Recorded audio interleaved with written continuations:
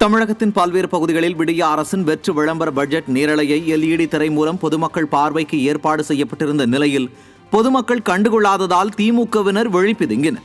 சென்னையில் 100 இடங்களில் அமைக்கப்பட்டிருந்த பெரிய திரைகளில் ஒளிபரப்பான நேரலையை ஒரு இடத்தில் கூட பொதுமக்கள் யாரும் பார்க்க ஆர்வம் காட்டவில்லை.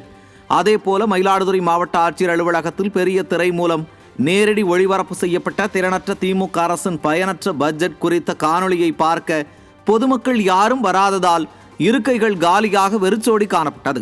இந்த வீண் விளம்பரத்திற்கு செய்யும் செலவை விடியா விளம்பரமாடல் அரசு மக்கள் நலத்திட்டத்திற்கு ஒதுக்கி இருக்கலாமே என பொதுமக்கள் கேள்வி எழுப்பியுள்ளனர். ஸ்டாலின் அரசின் வெற்று பட்ஜெட் ஏமாற்றம் அளிப்பதாக பால் முகவர்கள் மற்றும் பால் உற்பத்தியாளர்கள் வேதனை தெரிவிக்கின்றனர். 2025-2026 ஆண்டுக்கான பட்ஜெட்டில் பால்வளத்துறைக்கு மிகவும் குறைந்த அளவு நிதி ஒதுக்கீடு செய்யப்பட்டுள்ளது.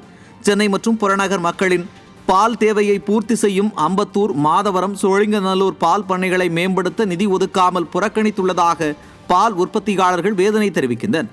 தமிழ்நாட்டில் அமுல் நிறுவனம் காலூன்ற தொடங்கிய நிலையில் மக்கள் தொகைக்கு ஏற்ப பால் உற்பத்தியை அதிகரிக்க புதிய பால் பண்ணை அமைக்க நிதி ஒதுக்கீடு செய்யாமல் ஆவின் நிறுவனத்தை ஸ்டாலின் அரசு திட்டமிட்டு புறக்கணித்துள்ளதோ என சந்தேகம் எழுந்துள்ளது. தொழிலாளர்களின் நலன் காக்க பால்வளத்துறை நலவாரியம், தனியார் பால் விலையை அரசே நிர்ணயம் செய்ய ஒழுங்குமுறை ஆணையம் உள்ளிட்ட எவ்வித தொலைநோக்கு திட்டமும் இல்லா வெற்று பட்ஜெட் என பால் முகவர்கள் மற்றும் உற்பத்தியாளர்கள் விமர்சித்துள்ளனர்.